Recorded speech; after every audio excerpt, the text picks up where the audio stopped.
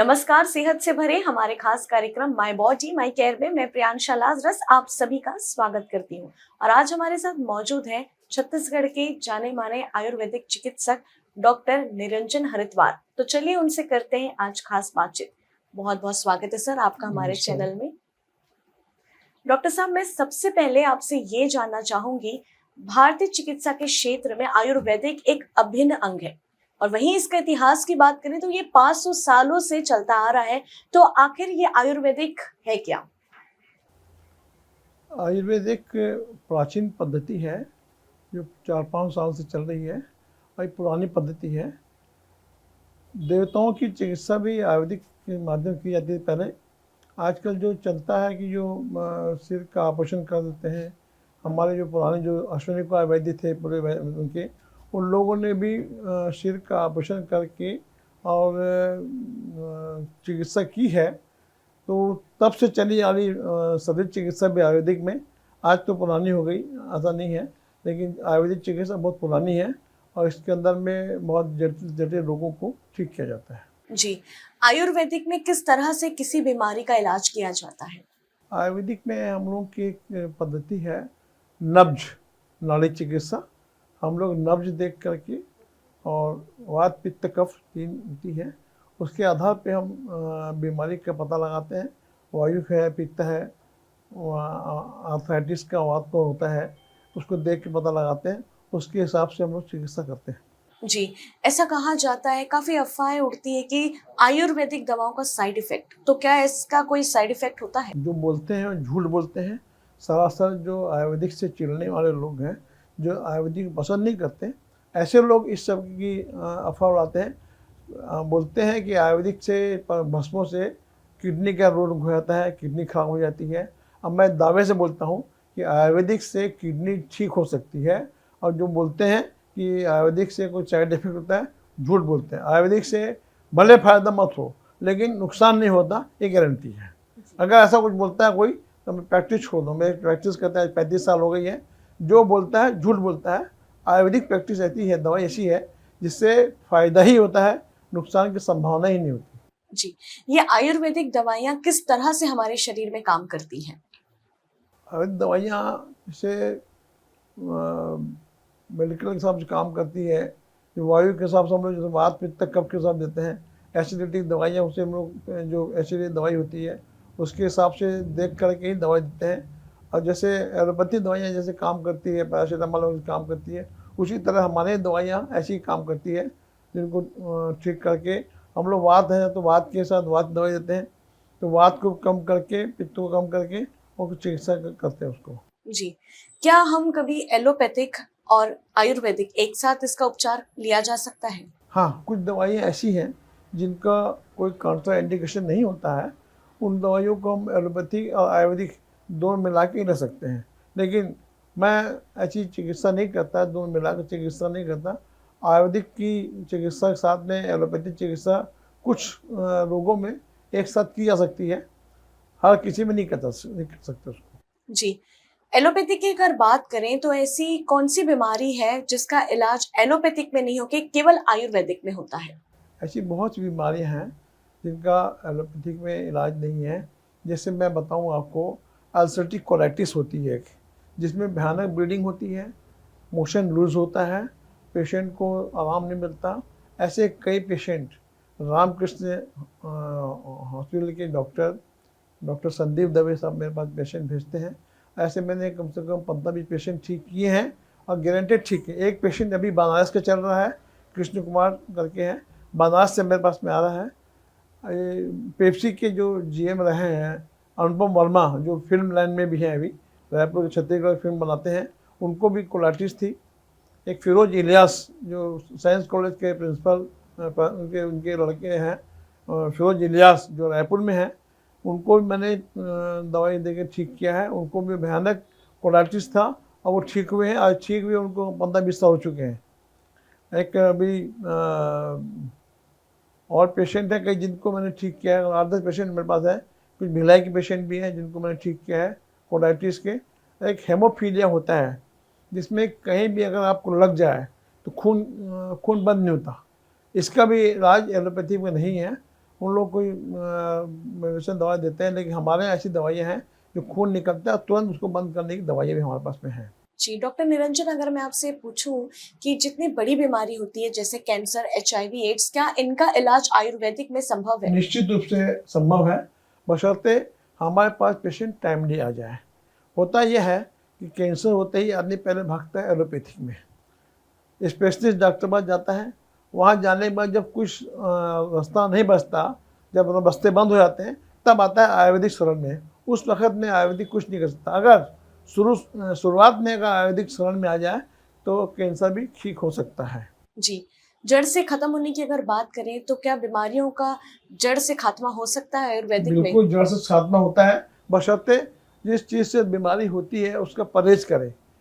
जिससे परहेज करेगा तो जड़ से बीमारी ठीक हो सकती है। जी, जैसे कि होम्योपैथिक में होता है कि जब हम दवाई का सेवन करते हैं तो हमें कई-कई चीज़ों से परहेज रखना चाहिए। तो क्या आयुर्वेदिक में ऐसी कुछ चीज़ें हैं जिनको जब हम दवाई का सेवन करें तो उनसे हमें परहेज होना चाहिए? निश्चित रूप से हमारे यहाँ परहेज है। अब बिना परहेज के आयुर्वेदिक में दवाई कोई काम नहीं करती। खटाई, हरी मिर्च, बेसन, मैदा, ये सब चीज़ें हम बंद करते हैं।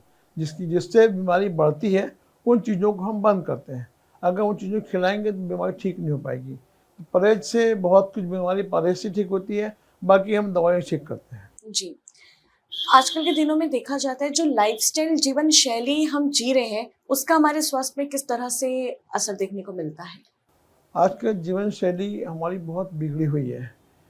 ये चाउमीन, पास्ता, बर्गर, इस प्रकार जो फूड हैं, ये सब हमारे जीवन को ख़राब कर रहे हैं। तेल अधिक खा रहे हैं, लोग बहुत फूडी हो गए हैं, बाहर जाके खाना खाते हैं। वो जितना भी जो बाहर खाना खाते हैं वो हमारे स्वास्थ्य के लिए हानिकारक ही है।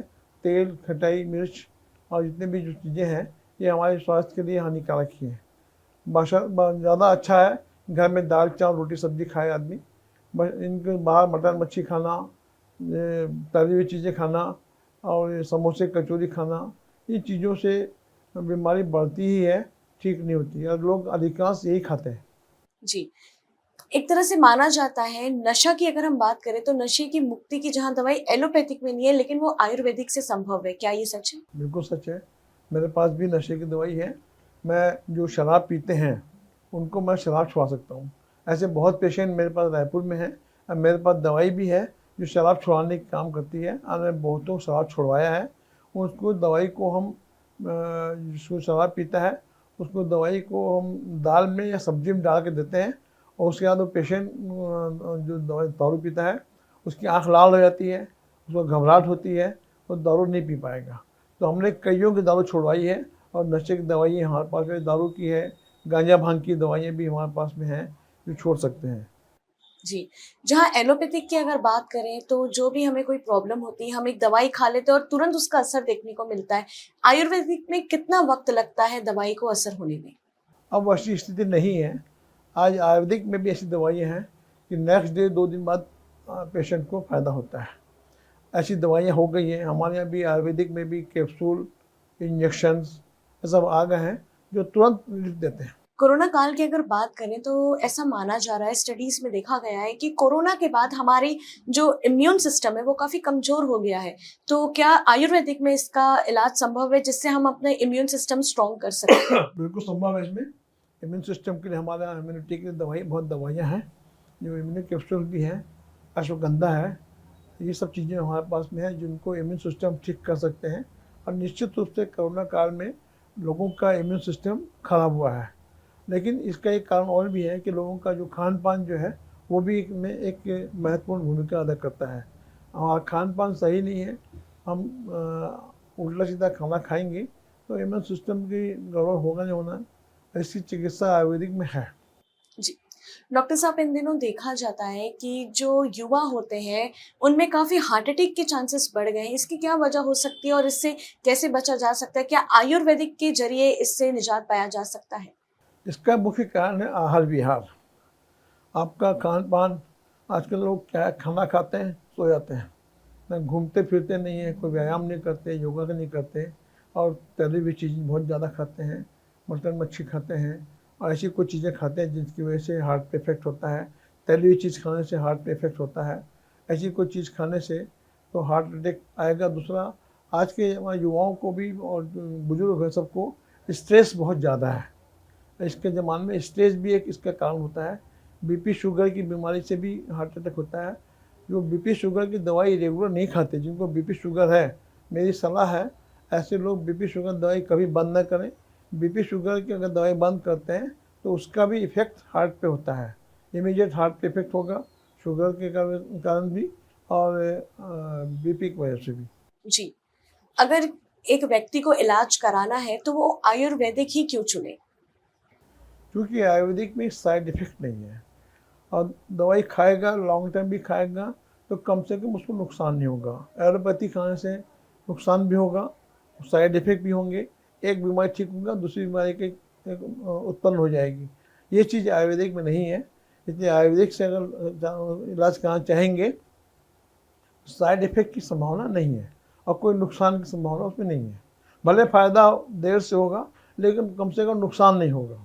जी, डॉक्टर साहब, अगर महिलाओं की बात करें तो महिलाओं में कई तरह की स्थिति ऐसी पाई जाती है। इन दिनों देखा जा रहा है कि पीसीओडी की प्रॉब्लम सबसे ज़्यादा महिलाओं में मिल रही है, वहीं फाइब्राइड्स और ट्यूमर की शिकायतें आ रही है और अगर बात करें तो ब्रेस्ट कैंसर की भी शिकायतें बढ़ गई है इन दिनों महिलाओं में। इसकी क्या वजह हो सकती है और आयुर्वेदिक में इसका इलाज किस तरह से संभव है? महिलाओं की भी पीसीओडी की चिकित्सा आयुर्वेदिक में बहुत अच्छी है, बशर्ते परहेज करके दवाई खाएं। और एक और कारण है, महिलाओं को भी टेंशन होता है और जिन महिलाओं को टेंशन होता है और टेंशन का इफेक्ट उनके गर्भाशय पर पड़ता है। जिन महिलाओं को, कई लोगों को हमने देखा है कि ब्लीडिंग बहुत ज़्यादा होती है या किसी को ब्लीडिंग होती ही नहीं है, इसका मुख्य रीज़न है टेंशन। महिलाएं बहुत टेंशन होती है, पारिवारिक टेंशन, हस्बैंड का टेंशन, बच्चों का टेंशन, ये टेंशन की वजह से ही बीमारी ज़्यादा होती है। फाइब्राइड भी उसी कारण होता है, ब्लीडिंग हो नहीं पाती, वही ब्लीडिंग जमा होकर के फाइब्राइड बन जाता है, गठान बन जाती है, अब वो आगे जाकर तकलीफ देती है। इसका भी चिकित्सा आयुर्वेदिक में बहुत अच्छी चिकित्सा है और आयुर्वेदिक से फाइब्राइड, पीसीओडी और यूट्रिन का प्रॉब्लम जो भी है वो एकदम 100% ठीक हो सकता है। जी, क्या आयुर्वेदिक में ऐसी कोई सीमा है, जैसे छोटे बच्चों को ये दवाई हम नहीं खिला सकते ऐसा या कुछ नहीं बड़ों है। को नहीं? 6 महीने बच्चे को भी, 2 महीने बच्चों को भी हम आयुर्वेद दवाई दे सकते हैं। हमने हमारे बच्चों को, हमारे पोते को हम दवाई देते ही हैं, 6 महीने बच्चों को देते हैं। कई बच्चों को मोशन होते हैं, जैसे दांत निकलते हैं तो उनको दवाई देते हैं, ठीक नहीं होते हैं। हमारे आयुर्वेदिक में ऐसी दवाइयाँ हैं जो बच्चों को देते हैं और उसको कोई नुकसान नहीं, बच्चा ठीक होता है। जी, क्या किसी भी चोट का इलाज, पुरानी चोट हो चाहे वो नया जख्म हो, उसका आयुर्वेदिक में इलाज संभव है? चोट का इलाज, जैसे कोई बहुत ज़्यादा घाव है उसका इलाज हो सकता है, लेकिन चोट की दवाई मलहम लगाने की चीज़ें जो है वो उतना संभव नहीं है। लेकिन इलाज चोट का भी है और खुजली का भी है, जिनको लग जाती है उसका इलाज भी है। मलहम हमारे आयुर्वेदिक में भी कुछ मलहम है जैसी जो लगा सकते हैं, होता है, इसका इलाज भी होता है। तो आयुर्वेदिक ऐसी चिकित्सा है जिसमें चिकित्सा कराने से कोई नुकसान नहीं है, फ़ायदा ही है। भले फ़ायदा ना हो लेकिन नुकसान नहीं होगा, ये तय है। जी, बहुत बहुत धन्यवाद डॉक्टर निरंजन। तो ये थे हमारे साथ डॉक्टर निरंजन हरिद्वार, आयुर्वेदिक चिकित्सक, जिनसे हमने जाना कि क्या कुछ खास होता है हमारे शरीर के लिए और आयुर्वेदिक से हर इलाज संभव है। तो आप कभी डरिए मत, आयुर्वेदिक का कभी कोई साइड इफेक्ट भी नहीं होता है और हर बीमारी का इलाज इसमें संभव है। कैमरामैन रविकांत के साथ मैं प्रियांशला रस, DA न्यूज़ प्लस, नमस्कार।